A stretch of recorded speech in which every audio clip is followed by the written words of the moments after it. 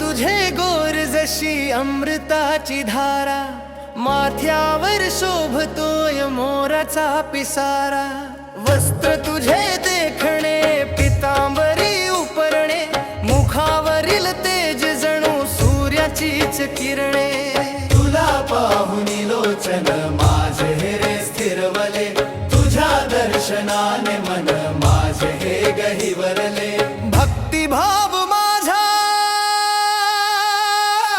कसा जागा झाला,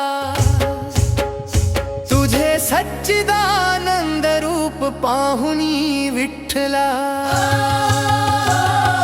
धाव घे धाव घे धाव घे विठ्ठला, ये आता तरी तू भक्ताच्या भेटीला.